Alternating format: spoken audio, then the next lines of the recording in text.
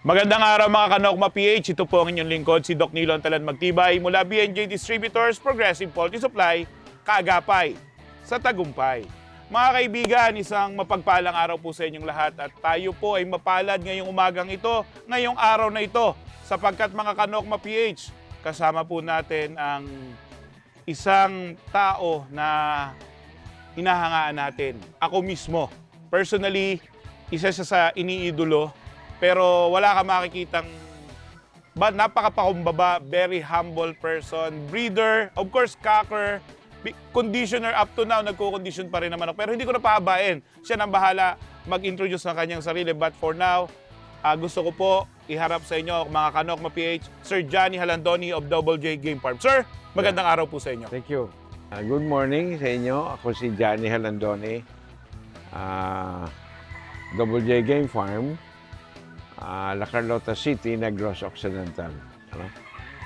So today, I'm privileged to have Mr.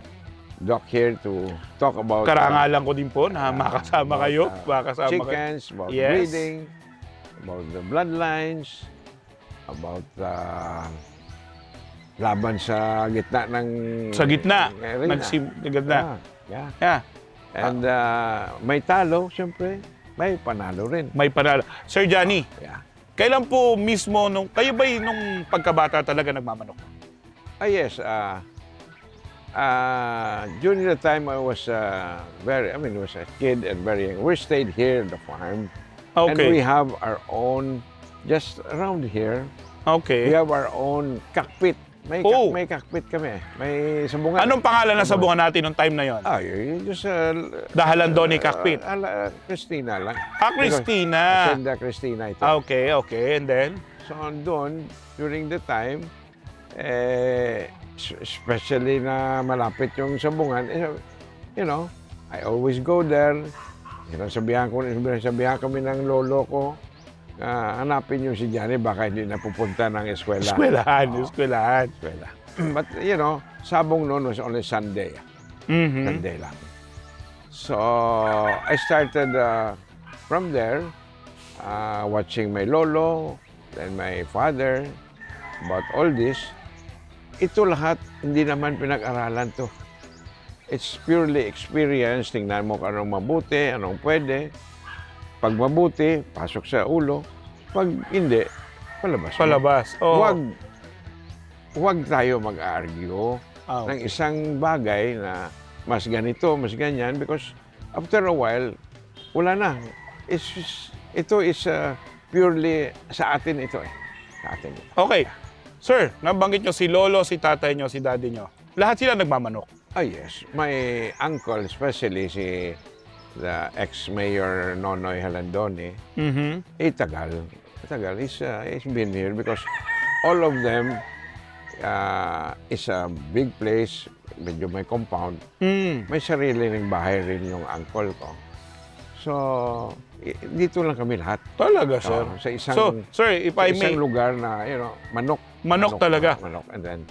Okay. So, when was the, yung talaga na-establish natin yung Double J? At dito ba yun unang-una nating ginawa yung Double J?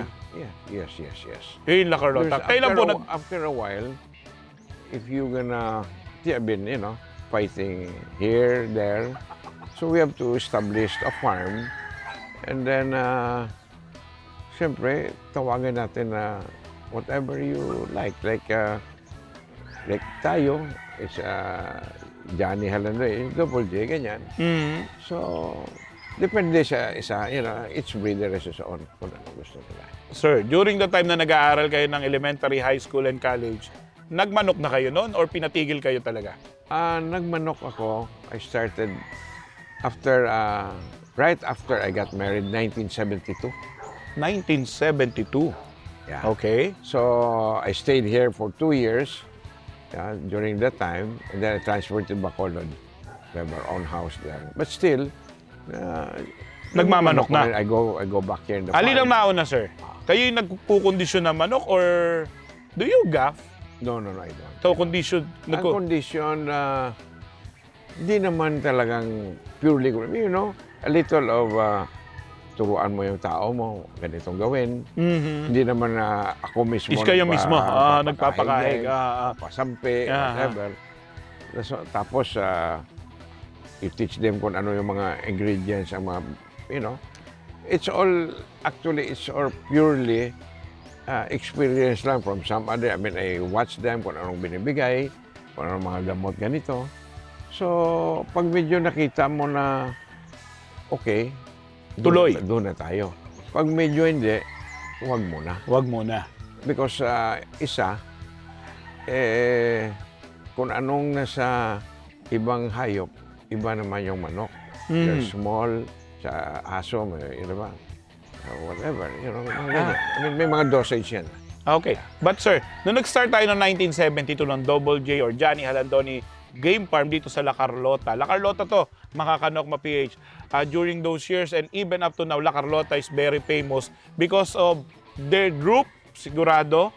Kung hindi man tanggapin ni Sir Johnny, pero sila yon.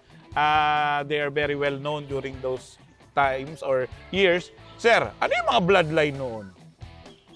Ang dami. My grandfather, usually during their time, nag-i-import sila ng manok eh.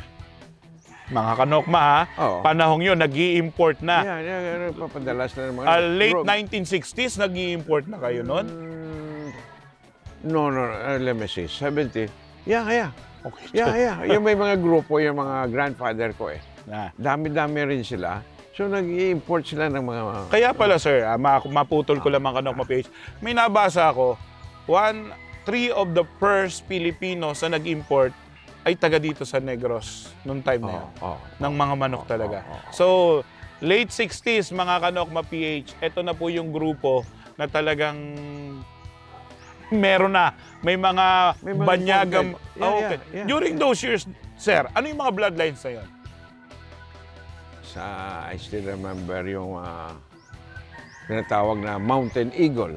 Ano sir? Sir, teka muna. Okay, hindi ko medyo kung anong bloodline eh.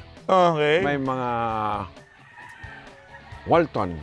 I have the Walton Hatch. Okay. And then ano pa, sir? Yung mga tinatawag na mga nigger, mga blacks, no? Okay. Tapos Hamilton. Ano yun, sir? Yung mga Hamiltons, still Hatches sila? No. Those Hamiltons they look like a dark color, yellow leg with a streamer. Okay. Probably it's a cross between a hatch and or a claret or I don't know. Okay. So noong time na yun, sir, ano yung naging bloodline nyo? Yung sa akin? When I started, siyempre, it's the Duke Halsey.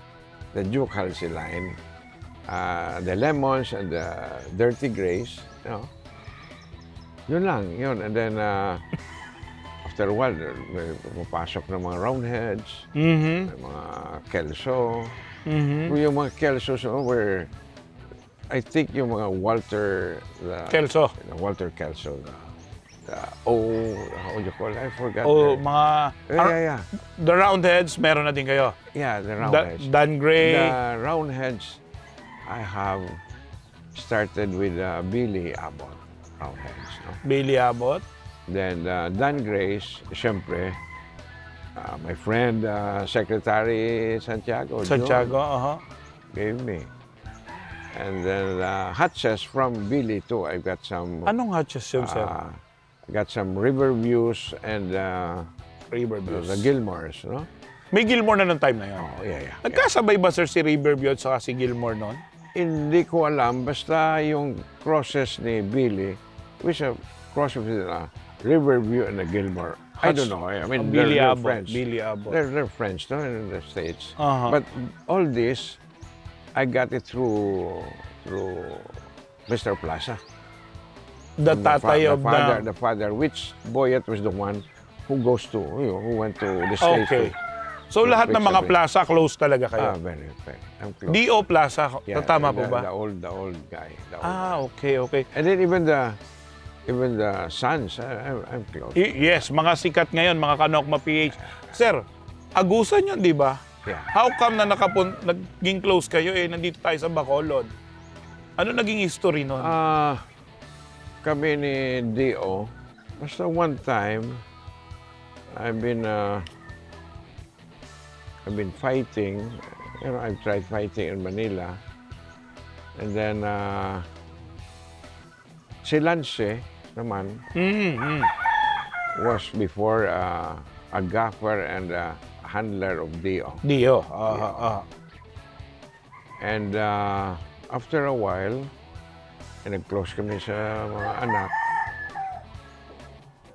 You know, it's history talaga na, I don't know, basta nagkilala lang kami ni Dio. Dio. No? And Sino then, okay. isang naano ko sa kanya during the time, sabi niya, yung mga manok mo, they're good, pero medyo Short. So, bigyan kita Okay. to, you know, to infuse so that at least Magtaas-taas. magtaas. Then after a while, it just, doon na. Doon na. Doon Pero na. ginhatagan ka gidya ng manok Oh, yan. yes. I was, one time, punta kami sa farm, tinawag yung handler niya, okay, lagay mo dyan yung mga manok. Imported na din yon. Yes. If I'm not mistaken, mga siyam siguro, mga sagradas. O ano, sa'yo, very nice, sir. O, you bring it na with you. Sabi ko, hindi ko kaya. Kaya bakit? Ang dami. I cannot breed as much as sige, pumila ka lang dyan kung ilang gusto mo. Anytime. Okay. Anytime. So, I started from there. So, I crossed it with mine here. Then, What are those bloodlines na pinili mo ng time na yon? He sent me a Brunner. Roundhead? Roundhead. It's a green-legged, the Bobby Shepherd line, which hatch. Bobby Shepherd Hatch? And then the radio. Radio, meron na nun? Yeah, the radio, no. Yes. So, 3 radio. broodcocks ang Yeah. kinuha nyo. Yeah. Mga Kanokma PH, no? Para ho sa kalaman nyo. Kaharap ko po ngayon at isa po ako, kinararangal ko pong ipakilala sa inyong muli, no? Ang ating Candelaria King. Back to back po siya sa Candelaria. It is a 7-cock derby na siguro mas nauna ba siya sa World Slasher or... During the time, meron na. Meron na. I think meron ng World Slasher. Meron ng World Slasher. Bali, ang ano dyan, during the time, ang World Slasher, di ba, sa Araneta, on how prestigious it is. This Candelaria is also one of a kind. Yes. Because during the time, may mga Amerikano na eh. na pumupunta rin dito Yes. sa... Because magkalapit yung schedule, minsan mauna yung, I think mauna ang Iloilo. World Slasher. World Slasher. Tapos pupunta dito mga Amerikano. Oh, yeah. Lumalaban na rin sila Oh, dito. yes. May naglalaban rin tayo.